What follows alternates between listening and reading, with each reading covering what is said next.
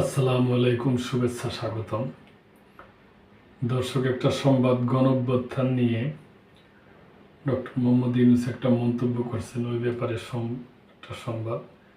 গণঅভ্যুত্থানের স্বপ্ন বাস্তবায়নে সবাই মিলে চেষ্টা করব, ডক্টর ইউনূস। অন্তর্বর্তী সরকারের প্রধান উপদেষ্টা ও জাতীয় ঐক্যমত্য কমিশনের সভাপতি ডক্টর মোহাম্মদ ইউনূস বলছেন, গণঅভ্যুত্থানের যোদ্ধাদের আত্মত্যাগ সার্থক করতে ও তাদের স্বপ্ন বাস্তবায়নে সবাই মিলে সব রকম চেষ্টা করব।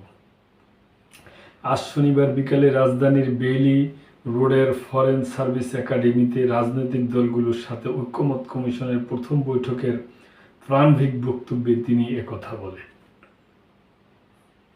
ঐক্যমত্য কমিশনের সভাপতি বলেন, প্রতিজ্ঞা করি আমরা যেন গণঅভ্যুত্থানের যোদ্ধাদের আত্মত্যাগের প্রতি অসম্মান না জানায়। যে কারণে তারা আত্মত্যাগ করেছিল সেটা যেন পরবর্তী সব প্রজন্ম মনে রাখে, তাদের আত্মত্যাগ স্মরণ করে। তাদের আত্মত্যাগ সার্থক করার জন্য আমরা সবাই মিলে সব রকম চেষ্টা করব যেন সে স্বপ্ন বাস্তবায়ন করতে পারি। তারা এই ত্যাগ না করলে অনেকের মনে প্রশ্ন থাকলেও জবাব খোঁজার আমাদের কোনো সুযোগ থাকতো না। প্রশ্ন আমাদের মনে যতটুকু ছিল, বহু বছর ধরে ছিল, সুযোগ পাইনি।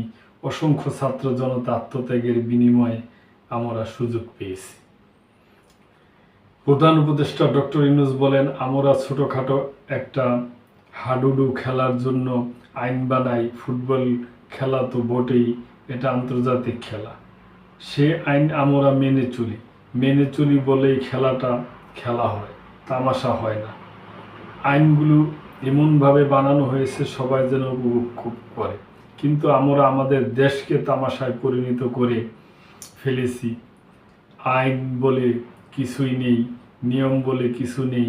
যারা আত্মত্যাগ করেছে তারা আমাদের নির্দেশ দিয়ে যাচ্ছে, আমরা যেন সেসব আইনকানুন পাল্টে ফেলে নতুন বাংলাদেশের জন্য প্রস্তুত হই। দর্শক, অনেক ভালো কথা বলছে। তার কারণ কি, এটা ঠিকই। যেমন এই যে ফুটবল খেলা, ক্রিকেট খেলা বলেন, যে কোনো খেলার একটা আইন আছে। আইনের অ্যাকচুয়ালি এদিক ওদিক হইলে খেলা বাদ, কিংবা আবার ফিরে খেলো, কিংবা করো। এখন কিন্তু আমরা করবো, আমরা আমাদের যে রাজনীতিবিদরা আছে কিংবা আমরা ব্যক্তি যে বনো, আমরা এই সমস্ত তোয়াক্কা করি না, কিন্তু এটা তো ঠিক না। এখন আমাদের দেশকে আমরা যারা আছি, রাজনীতিবিদরা এবং আমরা জনসাধারণ যারা আছি, আমাদের এই আইনগুলো মানতে হইব।